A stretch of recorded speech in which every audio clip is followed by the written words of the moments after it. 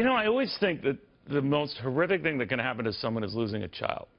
I think losing a child in a violent act, particularly what Gold Star moms go through, that's in a special league into and of itself.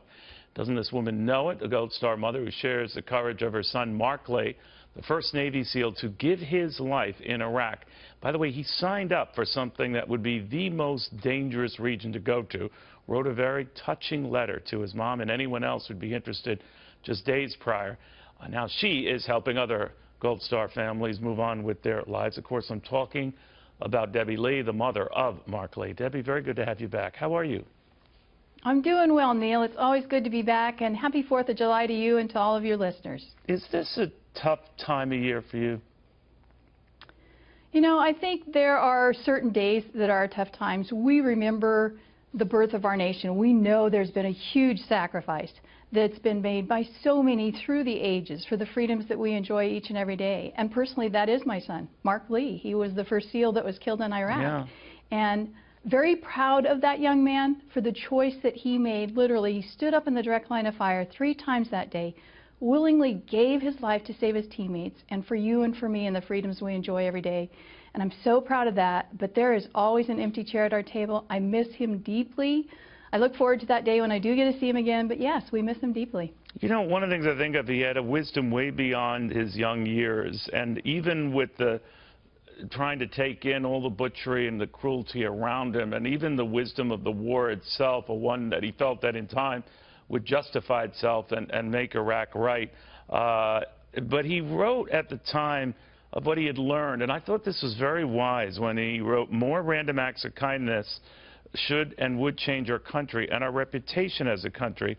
It is not unknown to most of us that the rest of the world looks at us with doubt towards our humanity and our morals." In other words, he was saying that little random acts of just being decent to one another, whether you're on a war stage or not, matter. I thought that was way beyond his years. Yeah, and he says the simple things. When's the last time you paid for a stranger's cup of coffee or a meal or a tank of gas? And so that's one of the things our foundation does. It's based on that letter. That's why we started that foundation with what Marc had talked about in there. But we do those random acts of kindness, but we also do up to a $5,000 grant. So if there's a crisis situation for any of our veterans, then we'll step in and we'll try to make that right for them and help them. That's a way that we get a double blessing. We get to honor Marc and his words. He ends that letter with, "To my family and friends, do me a favor. Pass on the kindness, the love, the precious gift of human life." I love it. So we get to do that to honor him and impact so many of our veterans who do pay that price so that we can live in the land of the free. Yeah, even when he ends it there, this is the real part to keep America free. Happy 4th, love you, which would be his last, July 4th. And I'm wondering, looking back at it now and looking back at the whole experience and all the good stuff you're doing now, and that goes without saying, Debbie, but do you look back at that experience? Do you look back at all that your son went through and his buddies went through, and what's going on now, and then the tumult that remains much of the Middle East now? What goes through your head? You know, I think constantly of our troops who are continuing to defend us, who are continuing to stay in the battle. They have been fighting for too many years. I mean, this has been a long war that they've been fighting. But we still have evil in this world that wants to take us out, that wants to destroy us, that wants to take our freedoms away. And we can no longer stand by and let that happen. There has to be that time and place where we stop and say, enough is enough. And I am so proud of all of our veterans who are willing to do that. And I don't say that lightly. To defend me and my freedoms that I enjoy every single morning when I wake up. And we are blessed to live in this country. Again, back to Marc's letter, he said, we live in an amazing country, but we have an obligation to keep it that way. And so we continue to remember all of those who defend us and their freedoms.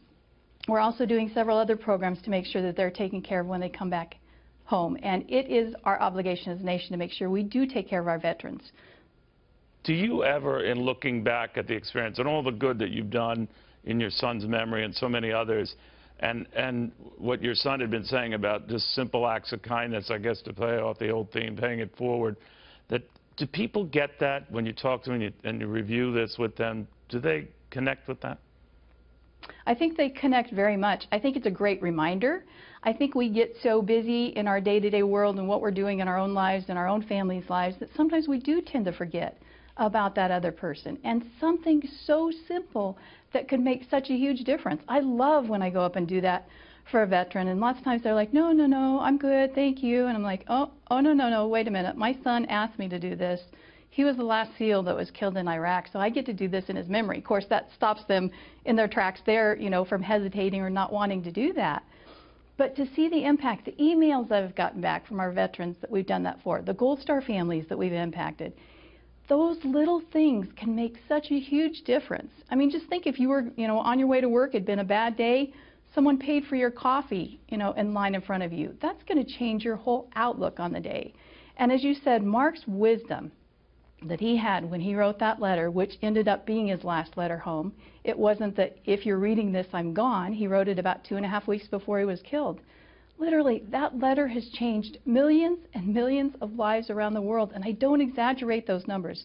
It's crazy the impact that young man has had, and just those simple things in that letter. Well, I'll leave you with this. You know it so well. He wrote, "We distinguish our role models as multi-million-dollar sports heroes or talented actors and actresses who complain about not getting millions of dollars more than they are currently paid.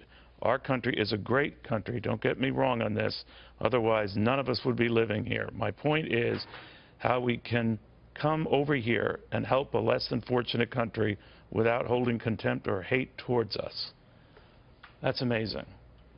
Yeah, no, as you said, the wisdom that he had in there, and there are several programs that we have developed, not just the Random Acts of Kindness, but we do retreats in Texas for our Purple Heart recipients, for our Gold Star families. But Debbie, a lot of it, I'm going to put you on the spot, young lady, a lot of that is coming from a mom who instilled it, and she has every reason to feel proud. Thank you, Debbie, very much. Thank you, Neil. A little more to this.